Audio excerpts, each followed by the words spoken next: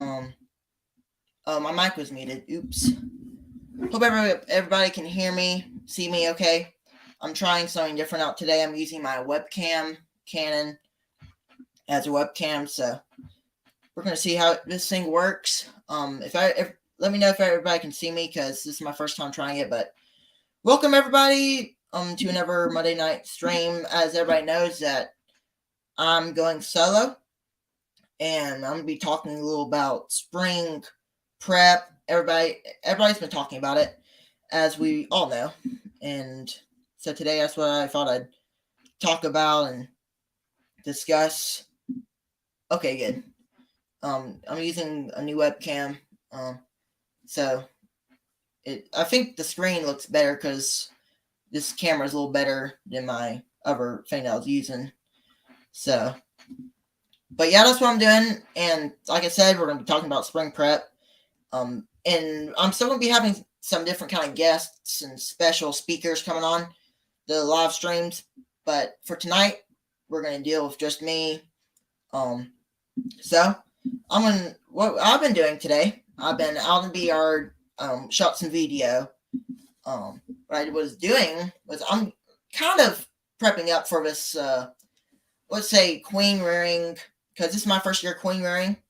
I'm gonna try it out, see if I can do it. If I can't, no. But what I'm doing now, I took a big change of plan.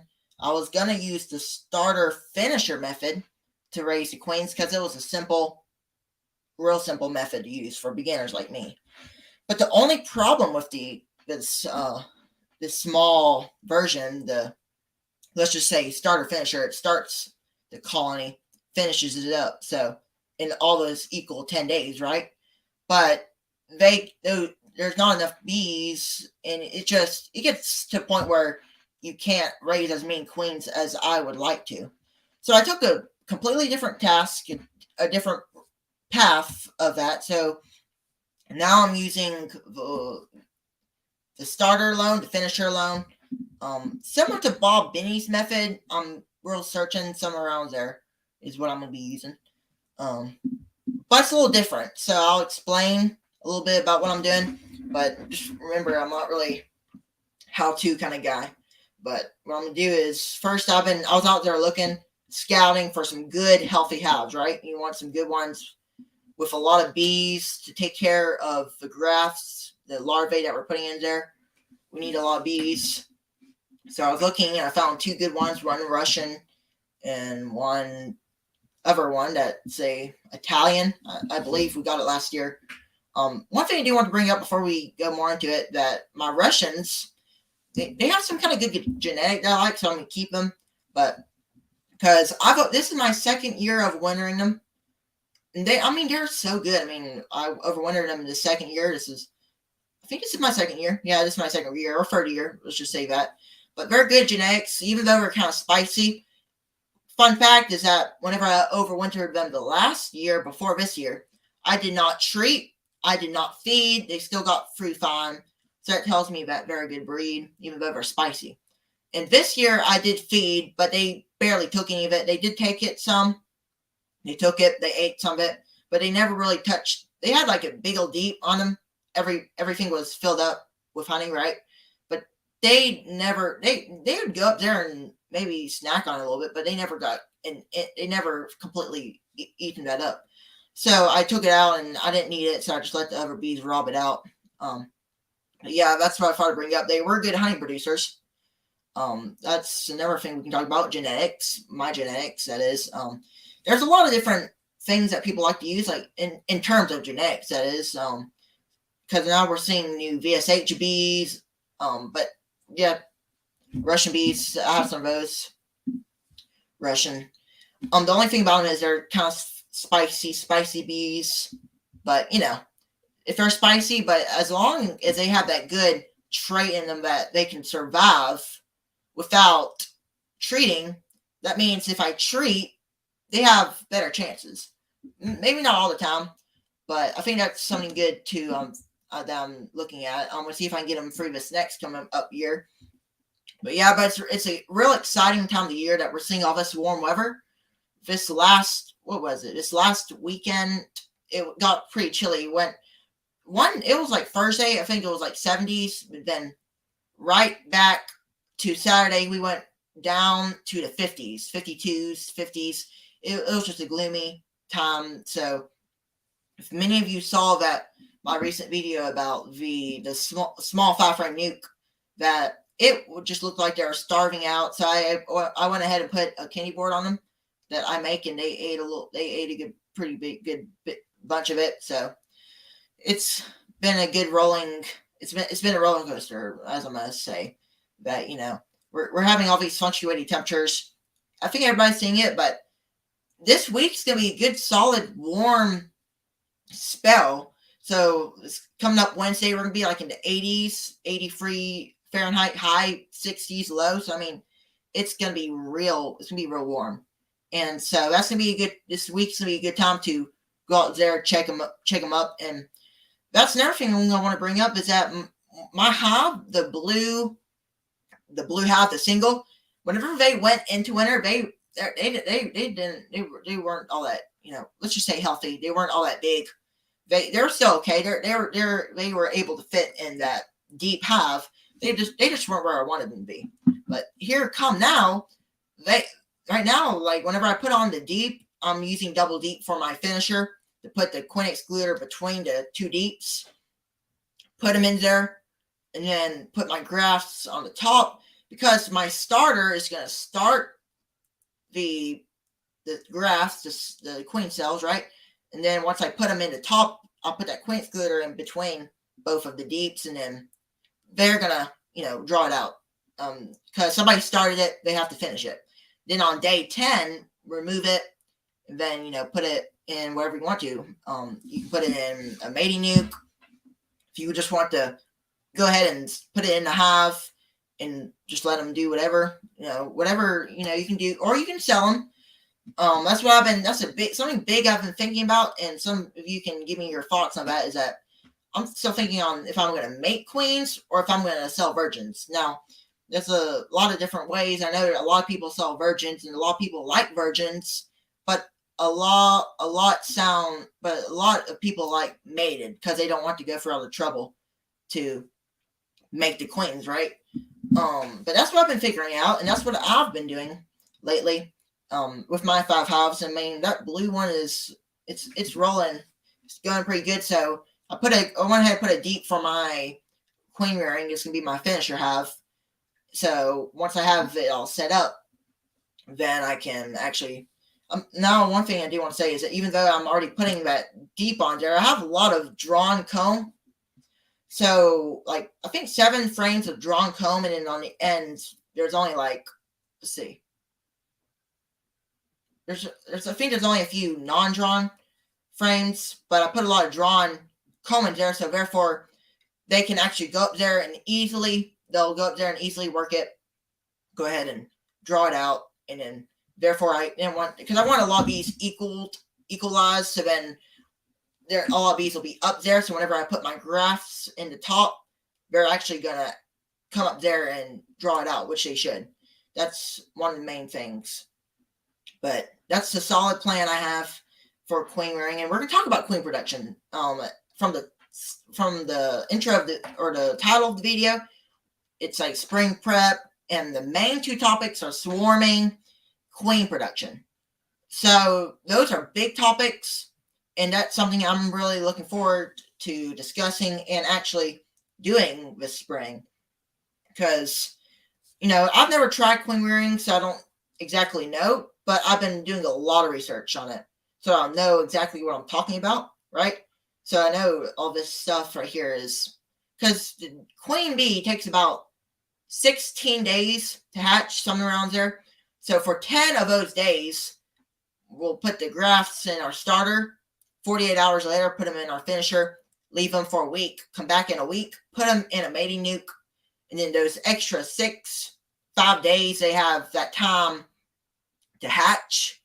So yeah, that's basically, whenever people go deep into it, like full length videos, it kind of gets confusing. But once you watch that video for just a little bit, it seems like it's pretty simple.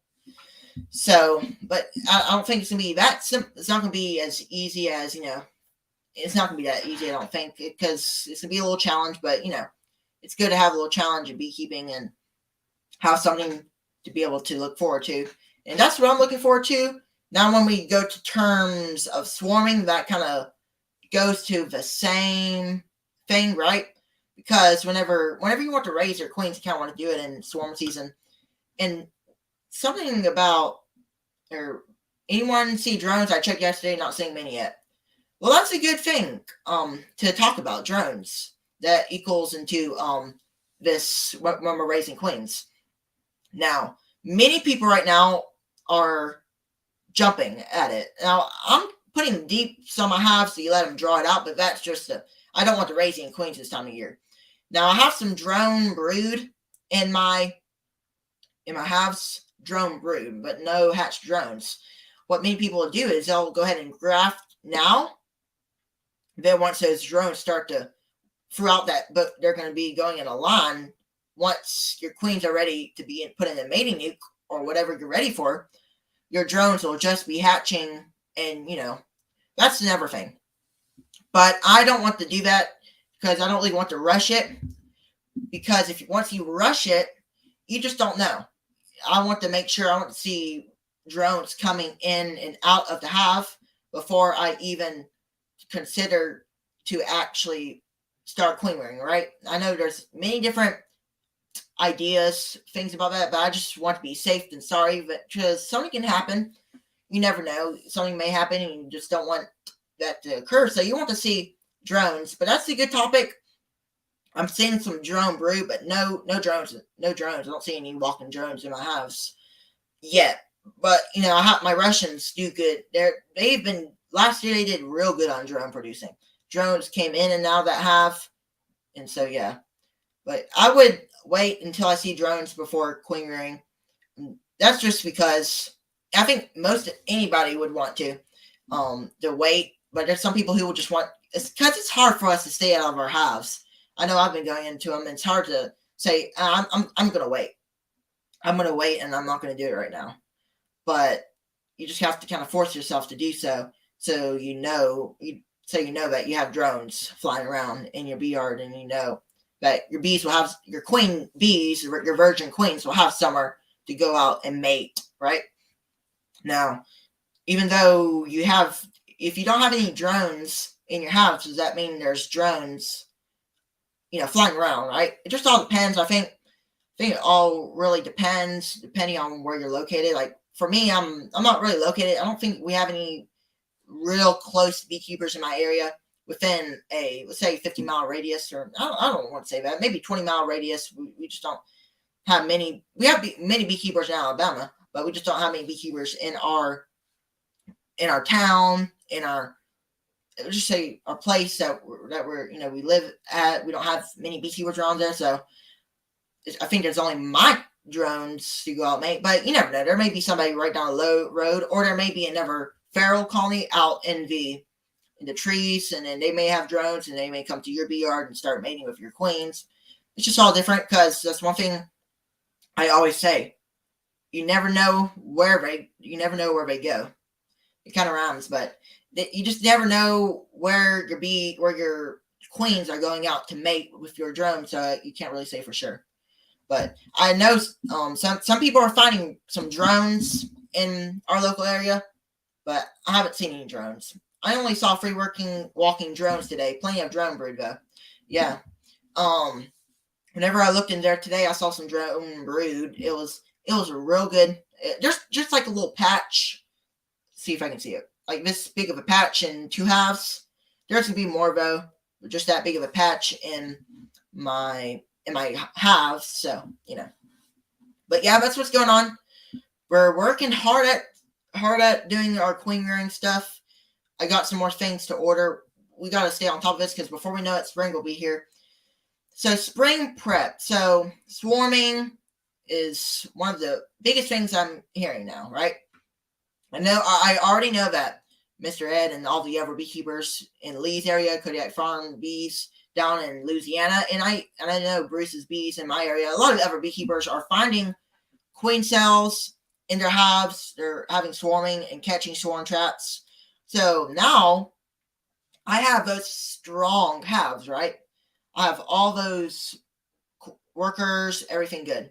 So, we got to make sure I don't find any queen cells, and if I do, I need to split those. Flower Street Brian asks, Grayson, how much equipment do you have for growth this year? Good question. So that's one of the biggest things that I'm stocking up on is equipment. Now, I'll briefly show you a walk down of what's going on. So what we're seeing, what I have on hand, is I have a lot more stuff in storage that I have in storage in the apartment building. So then I have all that equipment out in the bee yard, right? And almost each video you'll see like stacked up deeps, supers, and funny enough that whenever I went in there into my equipment, I have more supers. Actually, I have more super frames than I do actually supers. So I end up with more frames for some weird reason. But I think the main reason is we bought a lot of unassembled frames, a lot of unassembled frames that we bought. So I almost think we have about 200 of them, 150 frames, and we actually have about 15 boxes. So that might add up together though. But that's boxes on hand. But we can build our own bee boxes like nukes. As many of you know that we're building nuke boxes. They're turning out great. I really am enjoying building them, and it's so fun to be able to build your own equipment and use it for yourself. So I found it real fun to build your own equipment, not just to sell. I'm going to try to sell it. So I've been figuring out prices. At first, I did a too high price. Just because my math was wrong totally. But it was wrong. Let's just say that. I'm not going to say anything about that, but I kind of got the math wrong, so I'm going to price them cheaper when I do sell them. So if anybody's interested, hit me an email if you do want a bee box. It doesn't matter to me. But I'm building my own bee boxes. We're building them out of wood from scratch, so it's fun to do that. And my Pharaoh house has no drones as of yesterday, but lots of brood. Yep.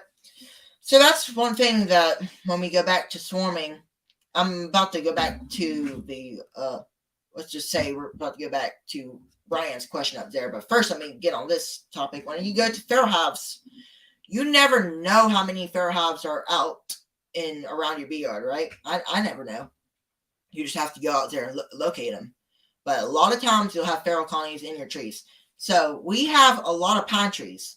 So, they can be in a pine tree, and we have a lot of oak trees down our driveways in our 40 acres that we're on. So we have a lot of oak trees, and they love those oak trees. They like to go in them and make a brood nest, and they're a hive like they do in the olden days. But yeah, that's Pharaoh hives. You can't always say that your bees are generally always going to be, your bees are not always going to, your queens are not always going to mate with your drones. They can always mate with a different kind of drone that you have Pharaoh colonies, right? So, but back to Brian's question up here, so that's the frames and the boxes. Now, queen rearing, I'm gonna bring that out in just a second. But I've got some, let's just say we got some queen rearing, like, let's just say some frames, the rail frames. But I'm about to get those in just a second. Give me just 1 second.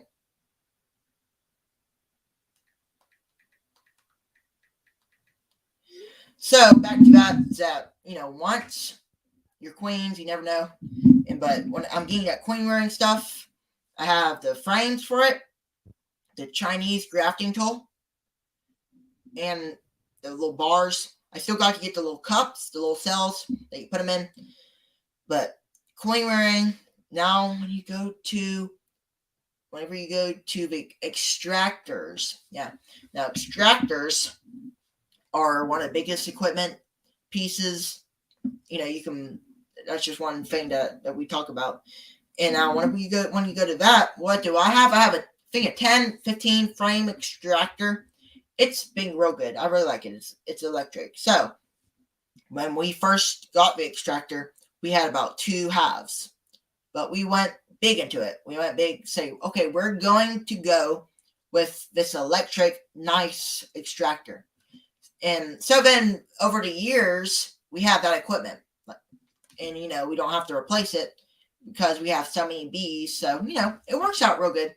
But yeah, that's my beekeeping kind of stuff. I do have some stuff behind this little thing, so let me get a real quick break real quick. I'll be right back.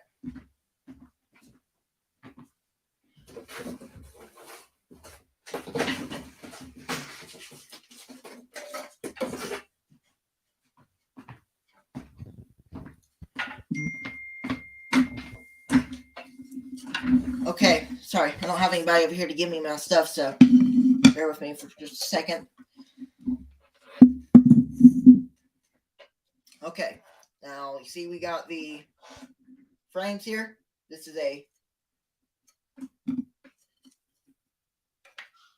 little. These are the wooden cell bars. You can get plastic, but the thing I like about these is just in case if you have an empty frame that you don't have, you don't have any of these little bars here, you can easily just put this in here and screw it in, right?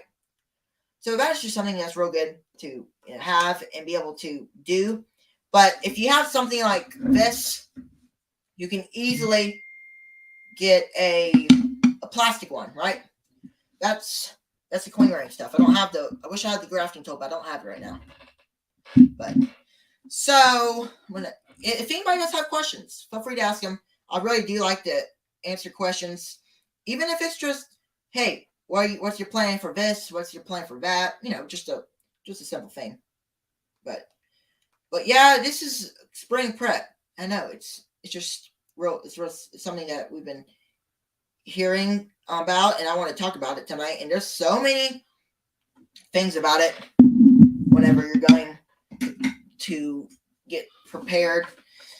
And one of those is equipment, boxes, and all that kind of stuff. Yeah, don't worry, Earl, I'll be fine. Now that's one thing I'm pretty strong at, lifting those boxes. Now that's one thing about it. When there's so many beekeepers starting this year, I'm going to help some of them start. It's going to be extra fun to get some beekeepers started this year.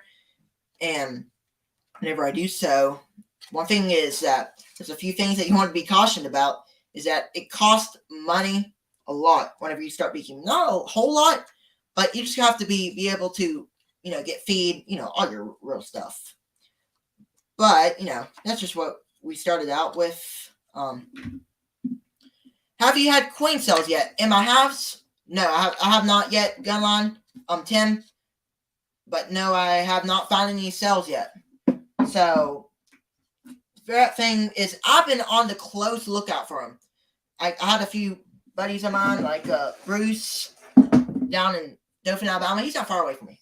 So he already had to split half. He split 1 half to 4 halves. Isn't that crazy? So I'm on the close lookout for those swarms and those queen cells. But I have not found any queen cells, Gunline. I'm looking out for them though. I'm sure I'll find them sometime, because I have a real healthy hive that is phenomenal. It's doing great. It has a lot of bees in there. And I want to say this, is that whenever I'm going to do that, whenever I'm looking at that hive, there's so many bees. Whenever I put up, there's at least 5-6 frames of brood in there. So that's why I went ahead and put that deep on there for that and for my queen ring, because we have a lot of nurse bees coming. So that's great for my grafting and for my queen ring, for raising queens. So, but yeah, and whenever I'm gonna try selling this year. So timing wise, when should grafting begin? I want to do some splits soon. Well, graft. When should you graft? When graft. Okay. So that's basically when should you start queen rearing.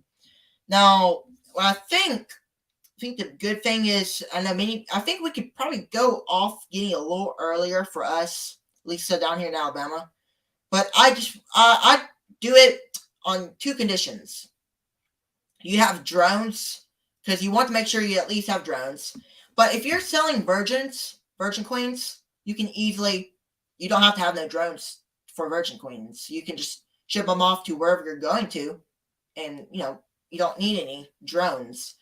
But if you need them to be able to make your queens, if you're selling mated queens, or if you say you have a virgin queen, you put it in your hive, say you have a bad genetic, you do not like that genetic, it's no good for you, you can easily replace that queen, but you have to have drones to mate. So grafting, I would do about April, May, just depending, as long as it's warm, drones, and good, you have all your equipment stuff, right? I think that's the main thing timing wise for us, not for up people a little north like Carolina, Ohio. I'd probably wait till second week of May for sure, without a doubt. I would wait for second, May. That's what I would do. But timing wise, that's one of the biggest things. It's so hard to answer because there's everybody in locations. You have people in Ohio, Texas, Alabama, so forth. All the different things. So it's a lot to take into consideration and to think about timing. Timing is one of the crucial things I think is important in beekeeping. So whenever you don't want to split too early, that's without a doubt, you don't want to split too early. But my camera froze. Something to do with the thing on there. Now, I hope everybody in the comments, let me know if my camera goes off or goes on or whatever, because let you know that I'm using a Canon camera, and I don't know how long the battery lasts. It says it lasts about 2 hours. I don't know how long it actually lasts, but I charge it up. So I really do like the setup. I like the camera angling down. I'm still working on like a lot of different multicams. So I have a lot of things coming up in store for the channel and different things. Flower Street Farm Brian, he asks, Grayson, are you a member of a local club? Well, I'm not. Sometime maybe I will be. I've just been busy here on the farm, doing things, working, not just on bees, because we also run like some chickens, guineas. You hear them in almost every single of my videos. You hear them back there, screaming or whatever you want to call it. They're back there, you hear them, but I try to get them quiet. But that's why a lot of times my videos are back far away so they don't get in my way. But back onto spring prep, that I was saying was timing. You definitely don't want to split too early. But that's right now. I could split right now, but I don't have drones. I don't want to rush it. Whenever those bees in the old hive, because you're basically representing your old swarm, or you're representing a swarm, basically. Without a doubt, you're representing a swarm. So that's what you're doing. You're going to take your 5 frames basically into your nuke. You could even do 3 frames and put 1 frame on each side that had just dress foundation. Then the old hive will have to raise a queen. Virgins. But, virgin queens. Because then after that, they have to mate. So we have to, we have to make sure we can do that for. Okay, off topic for just a second. What do you raise the guineas for? I guess for pleasure. We were going to try to sell some. Now, this does relate to something that I think many beekeepers know. But before I came into this beekeeping community of live streaming for bees and talking about beekeeping, we were into raising chickens, raising guineas from egg to a little baby, right? And then feeding it, coming up to an adult. And then we're going to try to sell them once they're little babies, right? But we're going to try to make a little income off that. And I don't know, just kind of make a little money off the side and maybe get some things. But then once I got to this beekeeping, I was like, this beekeeping can make me a lot more money. It probably can, as long as I do it right, under the right circumstances, as long as I keep with it, right? That's one of the biggest things. Keep with it. Keep thriving, because I think that's one thing that whenever you're doing bees, you're never going to have that's one thing. Like last year, it was a good year. We had some honey flow. We weren't as big as it is I'm going to be this year. I wasn't raising queens. I wasn't doing any of that. All I was doing was just doing it for fun, for a little money, a little honey. And now, that's one thing I wanted to mention up. Why do we raise guineas for? One thing, that they eat bugs. So they've been in my bee yard before. As long as they don't eat my bees, I'm fine. But they can also go on the ground and eat any beetles, right? Because they peck on the ground all day. So they're going to keep your snakes down, and they also will sometimes, not 100%, but you will eat your beetles, because we have a bad problem with beetles. Because during especially spring and summer and a little fall, we have those beetles, and they're just so annoying. But you can't help it. But I do put beetle blasters in there. I'm gonna try some peppermint.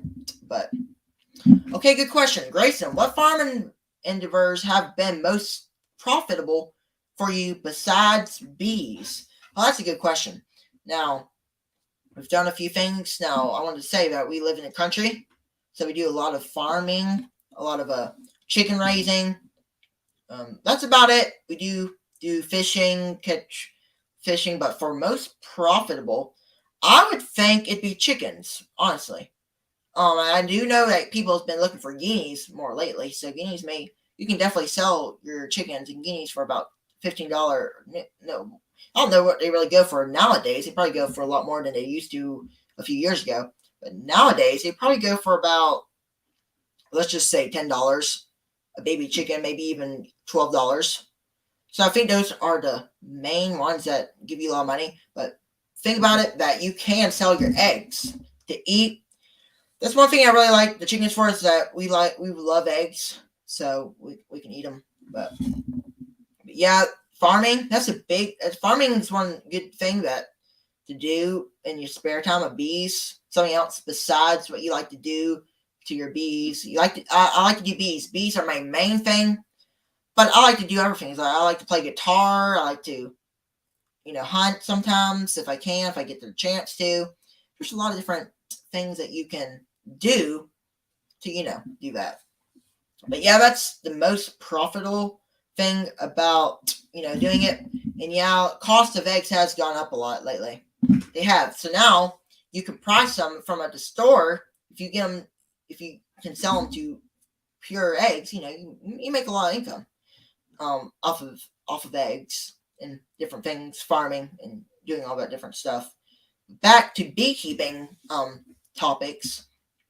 Now when we're talking about my goal for now, I mentioned at the start of the video, if some of you weren't there at the beginning, I'm going to tell you about it. I went off direction. So I'm going to try to say it. I have a video coming out showing the double deep I put on there.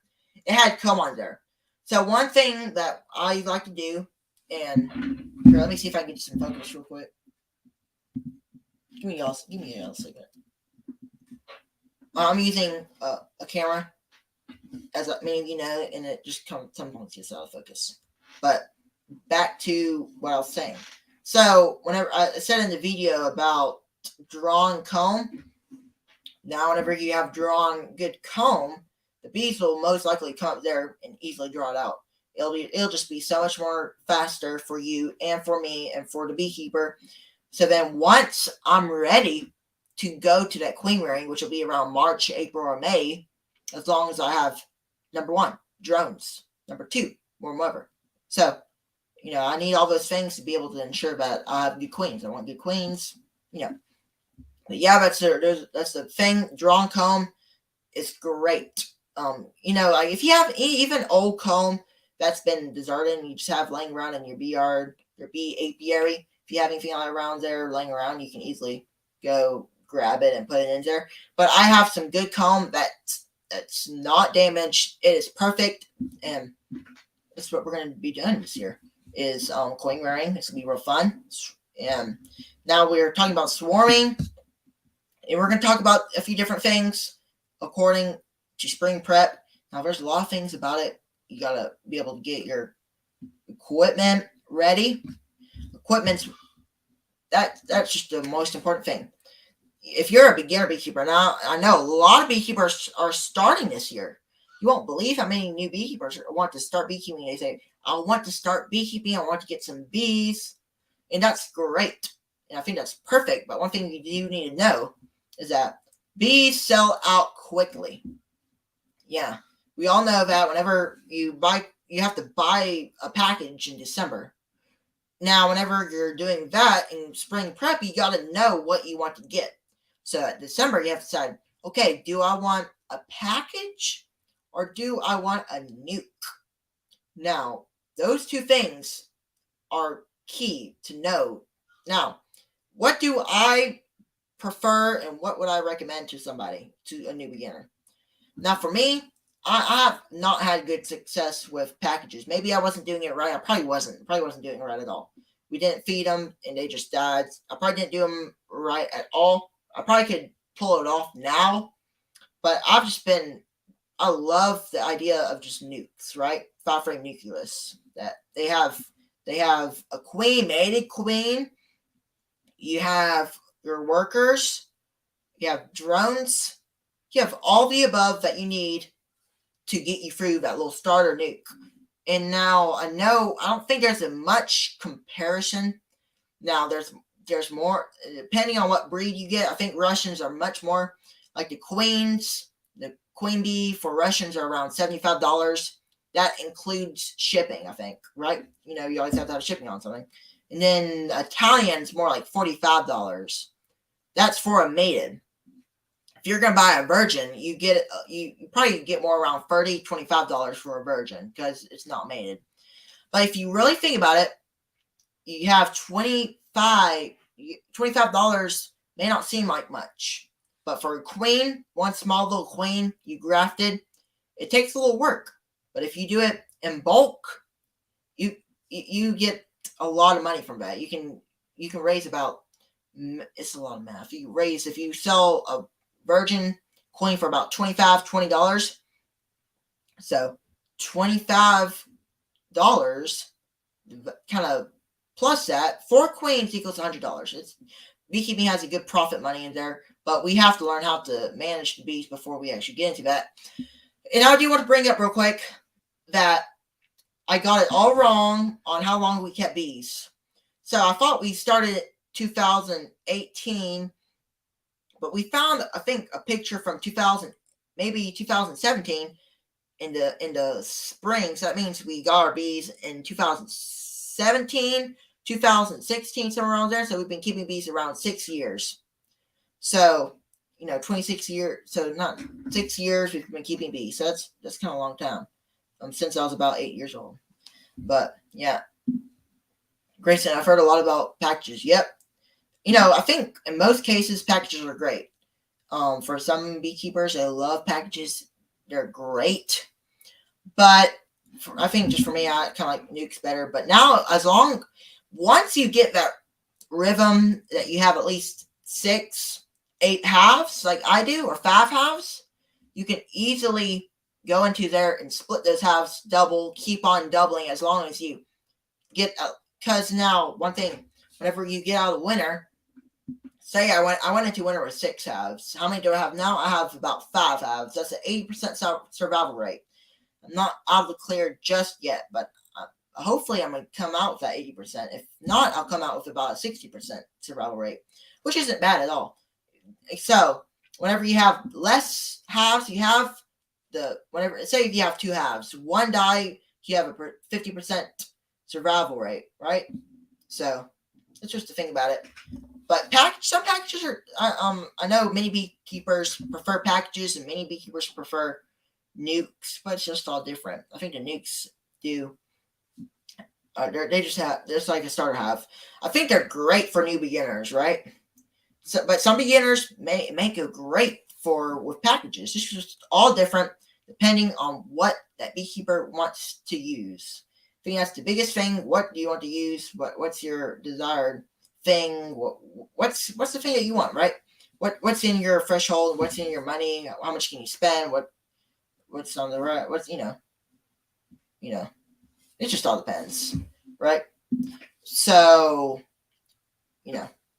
just all depends.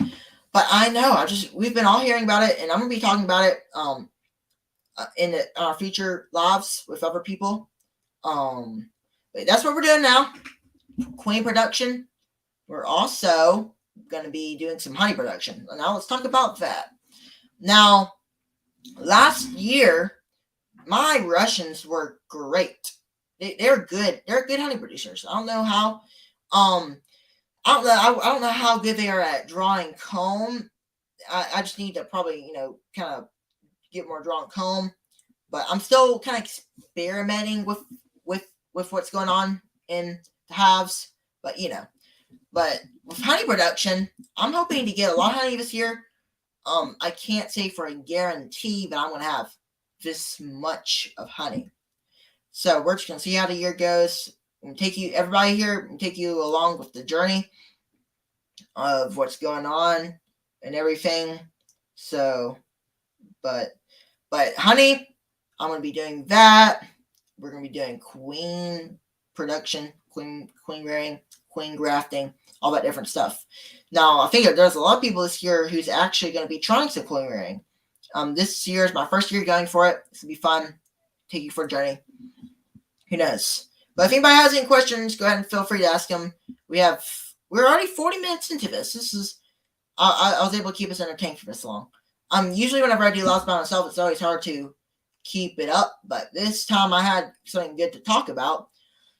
I just need a good topic to stay on. I can stay on it for a little bit. So if you have your questions that you may want to ask me, feel free to. I will try to answer as many as I can.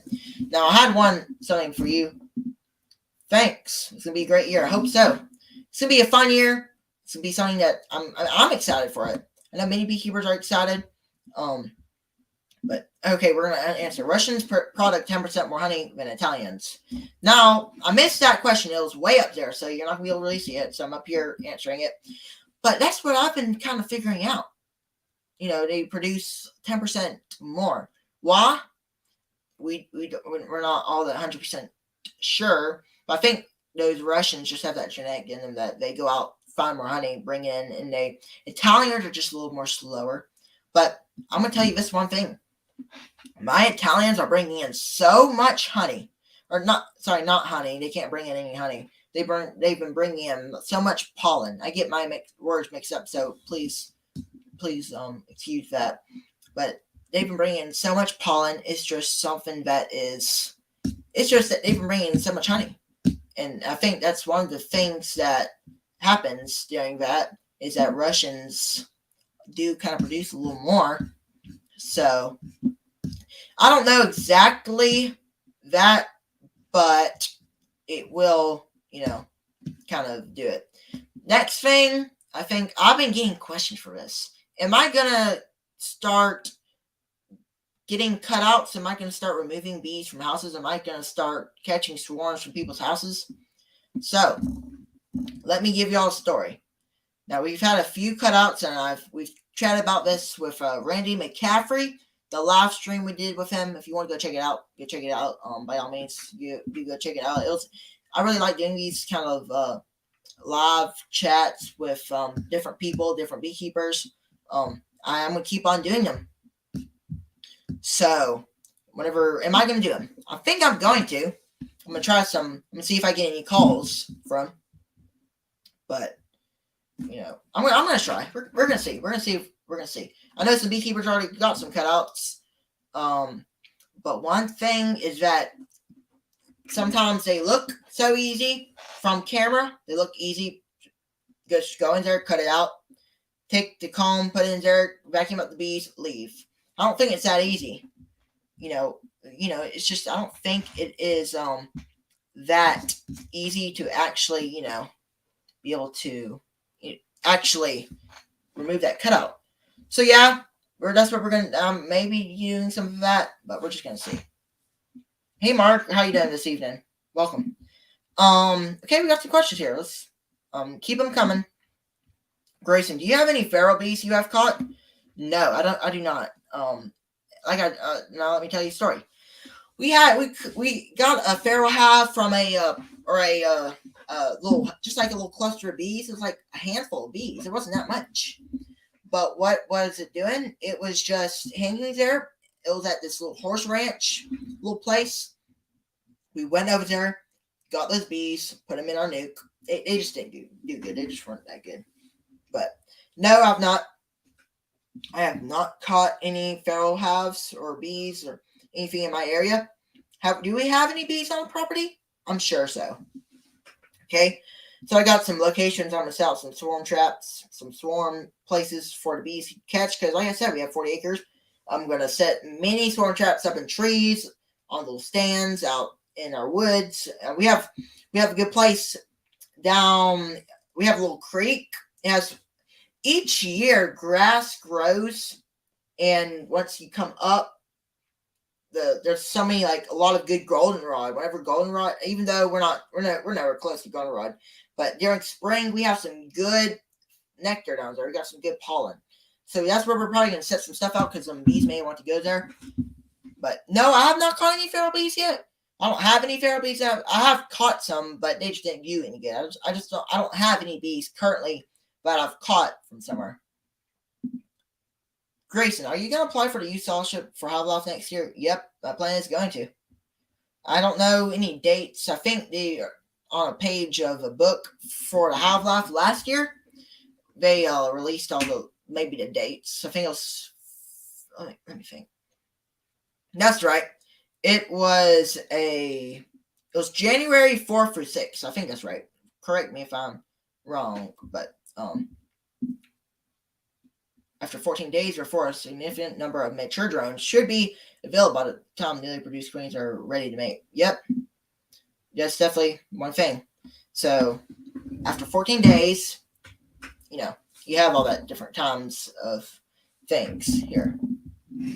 I just looked into the University of Arkansas queen rearing book that David Burns co-wrote. Once sealed drone cells are apparent, how beekeeper can begin sealed drone cells are apparent in how beekeeper can begin rearing queen bees. Yeah, I think that's one good thing. Now let's say this. Whenever I do do it, drones, I don't think you have to. Like I said, you do want to see some drones coming around, but you don't have to for a fact. You just at least need to know that you're going to have some drones in the next few days when you see cells, right? Some little drone, but you need to make sure you have enough drones because it takes a lot of drones. Because once they mate with a queen, they die. So, but okay. I read a study somewhere that said drone takes 3 weeks to reach maturity. That may be something. There's a lot of different articles out there that say different things and all that, but yeah, it's good to make sure that you have drones availability in your bee apiary. If you're not located near another beekeeper, or like I said, you have some feral hives, but if you're like in a neighborhood, let's say if you're in a neighborhood, right? There's not many feral hives in the neighborhood. I believe there are some, but there's just not that many, right? There's just not that many drones or hives unless it's only yours if you're in a neighborhood. So you have to have your drones in a neighborhood. But, Mark, we already sexually mature 14 days after they emerge, I believe is what it's saying. Yep, it's just different. It's different. 2 weeks, 3 weeks, something around there. So 14 days after they have emerged, that is. So once they hatch, it takes the queen 16 days to hatch, which is a week and a little more. But yeah, I always wait until I have purple eye drones, but I wait another week or so to graft. Yep. 3 weeks for the egg to emerge from the cell. Yeah, I think that's the main thing. Now, the drones take longer. If I can remember right, they took about 23 days. Yep, that would be 23 days is when they hatch. And then 14 days equaled. So therefore, 37 days, right, Mark? Something like that. It takes about, not always certain. It may be a little quicker or maybe even longer, right? Depends if, it just depends, really. But that would be 23 days is how long it takes them to hatch. So, if you see brand new brood in there, it's going to take them about 37 days. So, you'd at least want to see, I would think, you'd want to see old drone brood, right? I think that's the main thing. If you're going to start that early, you want to make sure that you have drone old, I mean real old, about to hatch drone brood. If you have brand new drone brood, I think it, I don't know, it just all depends. If you have drones in your area, I think that'd be okay. But I'm going to wait until my drones hatch, and I just want to be for certain that I'll have drones in my apiary, so therefore I can say, okay, I have drones that they can mate with. I can now start grafting. So yeah, it's 23 days. 23 days to hatch, 14 days equals 37. And if you're going to real think about it, I'm not going to do math, but what is 37 days in about, I think that's half of a month, right? I'm not going to do math right now because I have about 50 cells coming out Saturday. Well, good. That's good. Now, I'm real excited for this coming up season. This will be fun. I'm excited for it. I think many beekeepers are. I know many beekeepers down here are going to start queen rearing. So, this is one question I have for you. I want to ask you a few questions for people to answer if they want to, if they feel free to. So, this year, once you do raise queens, what are you going to exactly do with the queens? Are you going to sell them? Are you going to try to get better genetics? But this is a question for everybody in the chat. Everybody can answer it. Why are you raising queens? Are you raising them for genetics? Are you raising them just to test it out? Or what is it just, what's the reason? For me, I think that's a good question for all of us, including me, to answer. Now, for me, personally, I want to make some money out of them, and I want to get better genetics, right? So that's a good question. Everybody can answer it in the comments. They can say, what they think, why they want to raise queens, if you're even raising queens. I know some of you may not be raising queens. Some of you aren't. But now I promised that I was going to talk a little about genetics. Now, we've been talking a little about genetics, like drones, maturity, all that, but we mean the new, different kind of genetics that we're seeing. Now, first, okay, I'm going to see here. Okay, going for VSH genetics. Yep, that's one thing we're going to talk about. I am making splits to increase my numbers. To expand. That's one good thing. Expanding. Raising your own queens to expand is something cool. Even though I haven't raised any queens, but you can raise however many queens. I find that so fascinating. You can easily go to your hive, to the hive that you love the best, like the genetic that you like. So say if you have a VSH queen, one VSH queen, graft that larvae, put it in your thing, put it in your starter to your finisher. You have a VSH queen, and you can raise daughters off of, like, say you have one queen, you can raise daughters off that queen and get the genetic that you like. And I think that's just fascinating that you can do that. You can pick what genetic and what hive you like. I'm going for a VSH beta maybe. Okay. But, I'm going to try some VSH this year. My friend Mark Miller, he's in the chat there. Going to send me one. I appreciate him a lot to send me one. Still got to stay in touch with that. But around May, so that's what I'm going to do. If I get that VSH queen, I'm going to put it in a hive or in a small little nucleus, let it grow. That's the hive I'm going to graft from, right? And I'm going to test those VSH queens. I've been hearing so much about them, and I think it's going to be real fun to try out some new genetics. But what exactly is VSH? Where did I put those papers? Y'all, give me just a second.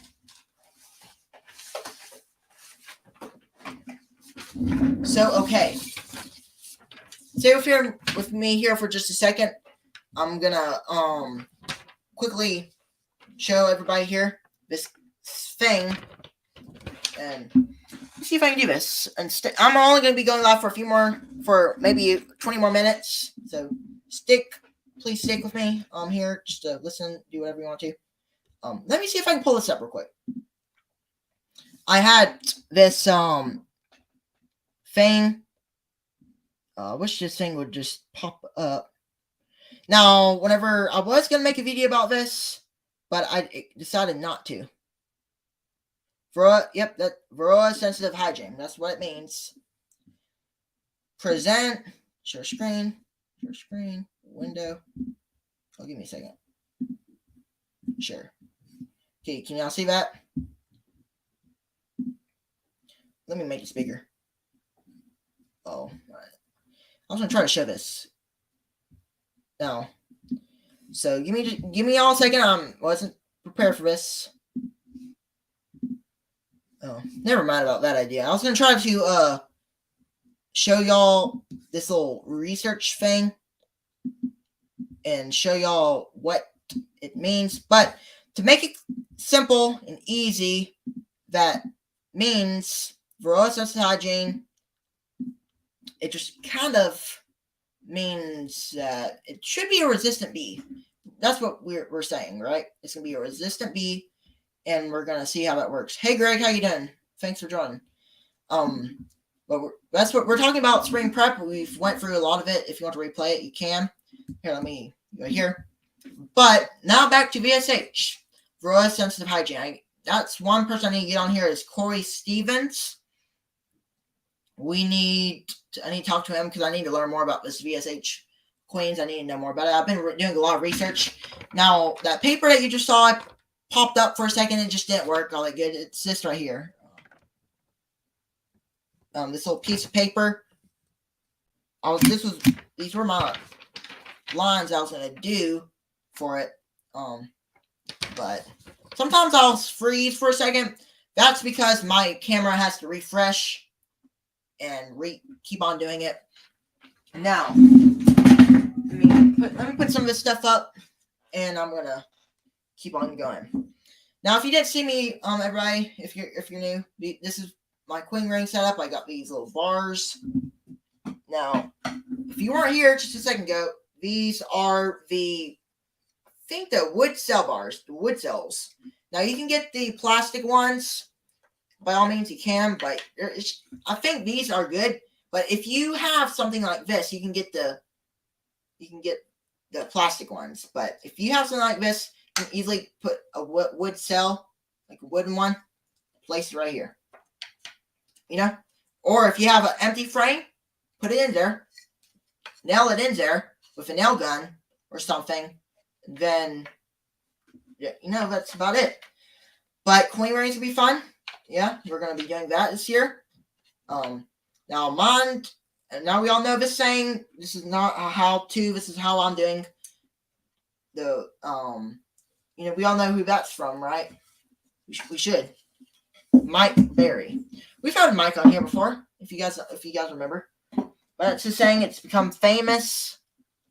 But I really do like that saying because this is how I'm doing. I do some guidance saying this is how you do this is how you do that, but that's stuff that I know, right? If I know that, I know it's right. Grace, have you been studying about VSH? I have been, actually. I've been researching more about it. I still got a lot more research because I gotta know a lot more of that, but I got 2 months at least. But I think that's gonna be interesting. I gotta get Corey on here because from my understanding, Corey's a good knows what about the VSH trait, the VSH bees, queens, what everything is. So future guest will probably have Corey Stevens. But I'm gonna have a lot more guests. This will be fun. Throughout these next few Monday nights, I got like a list of things, not for certain about all these guests that are coming up, but I'm gonna be having some of one of Bob Benny's employees. March 6th, I think that's right. March 6th, Seth Hill from Bob Benny CEO, the Blue Ridge Honey Company. We all know, we've watched Bob Benny. We had Bob Benny on here once, and it was real fun. Bob Benny was on. our live, and many people love that. Many people liked it, and I appreciate you liking it and doing all that thing. Yeah, that's the whole thing. That's basically what we're doing. If you have any questions for the next 15 minutes, go ahead and ask them. I'm gonna go a little longer. But okay, are there any good videos on VSH bees? All right, Dennis, there's a few. I would suggest you watch Bruce's Bees if you haven't already watched that. That was a good interview that he did with Corey on that. He did a good interview with Corey Stevens. They were talking about the VSH, so it's like an hour long, I think, an hour long about. But if you watch the full thing, you'll learn a lot. There's a lot more. Like David Burns, he has some real good videos of the VSH. I watched it and they're real entertaining, real right on, and yeah, that was a good video. So I'd suggest go check out Bruce's Bees video if you want a good video on VSH.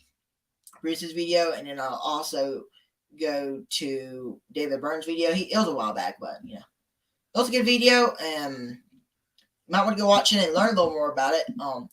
Now one more question for everybody else in the comments: is anybody here looking into VSH bees or queens? Anybody, because that's one thing. Now we're saying that this VSH thing, and I think it's cool, and I want to try it out. I really want to try it out, and I can't wait for it. But that's why it's a little more an expensive queen. So if it's more expensive and you can raise queens and sell them, that's more income, right? I'm looking for a good pros and cons on VSH bees. I don't know many pros and cons on the VSH, but I bet if you look it up on Safari, you'll find something on there. They'll have something, I think. Because there's a lot of people talking about VSH, and it's a cool thing, and I think it's gonna be good to learn why they're good, why are they effective, all those different things. So that's why we got to test it out. That's one thing. So if you get a VSH queen and you want to do something with it, put it in your hive before you put it in a susceptible hive, right? Once you put it in that susceptible hive, before you put that VSH queen in there, test your mites. Where's your threshold? Once you see your threshold, then put the VSH queen in there. Then, after that, you're going to leave it there for a little bit. Leave it for a week or two. Come back, test for it. How many mites do you have? Did it go up? Did it go down? If it went down, that means it works. So I'm not sold on it just yet. Yeah, but I know there's a lot of people like that, and I think that's great to be cautious of it. We don't know exactly. Does it work? Is it effective? That's why I want to get one, and I want to test it for everybody watching, and I'll let you guys know, and we're gonna do that test on it. It's gonna be like a science experiment for that for the future, but. It's been a fun night. If anybody has any more questions, go ahead and ask them. If not, we'll go ahead and shut her down. But VSH bees, that's something high. What is another kind of genetic? Well, you have so many genetics. You have Carniolan, you have Italian, you have all these different things. VSH Pro, you can't test a queen. When you get Italian, you can't prove it. Yeah, that's one thing about it. You can't test a queen and make sure it has that genetic, right? But, you just have to go along with it. If you have a VSH queen, that's what I mean. Testing is one of the main things. Same with mite treatments. You want to make sure your mite treatment works. Now, we can talk a little about mites real quick. Now, many beekeepers are asking, some beekeepers are asking me, am I treating for mites yet? So, for me, whenever I will treat my bees, as long as they have a threshold around 3 or 2 mites. One of my hives had 4 mites, and the mite test was terrible. It did not. I used too much Dawn dishwasher soap, so I don't know how good it was. So if it was just normal, it was normal, and it was little water and a little bit of Dawn, mix it up, and I would know that, okay, it probably would be more because you can shake it more, but that thickness is just real thick. So I'm going to say I had around 5-6 mites, which is not too bad, but I went ahead and put some apple on them. And yet again, that blue hive that is exploding. Now, I went out there today. I got a video, but I'm probably not going to upload it. So give me y'all a second. I'm going to pull a picture up. This is a video. I kind of cut it down, and I got something for y'all to show y'all. It's something cool. This is what's going on in the bee yard. So, give me a second. Let's do this. Present. Now, y'all are going to see this. Okay, here you go. There you go. Look at that. See all those bees? That's a lot of bees right there. And and that's a new frame. Now, we're going to go to that. That's a new frame. See, that's a new frame right there. New frame. I just added that. And cool enough that whenever, let me do this. So whenever I did this, I put that, like, there's another frame. There's another frame that looked great, and it just looked so good. And the other frame it was brand new comb. There was already brood in it, and I looked at that brood, and it was 1 or 2 day capped brood. I could just see it. It was like real light, and the queen loves that new comb. So this hive right here is a good producing colony. And this is not all the bees. This was around 2 p.m. afternoon. Actually, it was around 1 p.m. So therefore, a lot more bees came back. I'm gonna put that. Once I put that deep in there, I came back around, let's just say not too long. I got the video. I'm gonna upload a video soon, and I have some good stuff in there. You won't want to miss it. But whenever you look at that, it's real good. And let's see if I can. And that was today. Today, that's what it was. And if I can zoom in, look at there are some bees there, and they're bringing in some pollen. Can't really see it that good. This was just a screenshot I took. But this is a good frame of brood, as you can see. I guess this is just I'm kind of going through a few things. And in sometime I'm going to try to put together some kind of like little, let's just say some kind of, I don't know.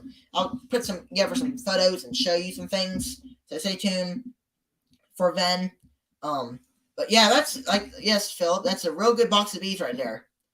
I'm going to show it one more time.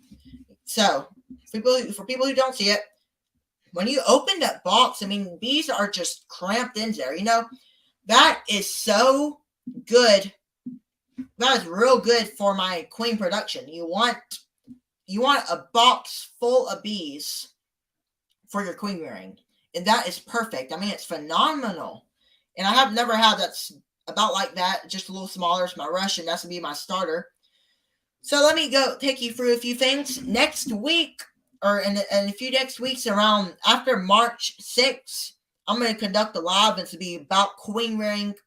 That's all it's going to be about. I'm going to show you my setup from start to finish, my starters. I'm not going to show you exactly what it's going to do, but I can tell you that what I'm going to be using, right? So that's the hive. They're big. I put a deep on them for my queen rearing. This is the hive I'm going to use for my queen rearing. As many of you know, it's going to be a good hive. And I'm going to put the double deep on here. And the top, put a queen excluder here. Then once I put that queen excluder, then I'll put the double deep on top with full of the bees. And then, you know, once that starter hive, the Russian starts it, they will, you know, of course, they'll just keep on doing it. Keep on working on it. So, how many supers will you put on that box of bees averagely? So I'm going to be using this hive for a finisher, double deep finisher. once I'm done with the finisher, I may put about a super or two on here, and they probably can take about 2 supers. But that's about it for today's live stream. I think there's some other lives going on now, so you can go check that out. Go check them out. You know, leave a comment on the other lives. Some other people are going live tonight. But without further ado, thank you guys for participating with me. We had about 30 people watching, and that means a lot to me. I've been doing so much things. So I'm trying to get these lives better to the point where, you know, it's gonna be real good. So thanks for the stream. Have a good night. Thanks, Derek. Thanks for watching. Take care. Well, everybody, hope you enjoyed, and maybe consider to like the video. You know, give a thumbs up and leave a comment when it's over. And I have another video that I just released. Let's see. It was about the thigh frame nuke. It was just, you know, it was a little weaker, so I kind of gave him some more food because, like I said, it was a roller coaster this week. But without further ado, thank you guys for watching. Catch you on the next one. Take care, y'all. Good night.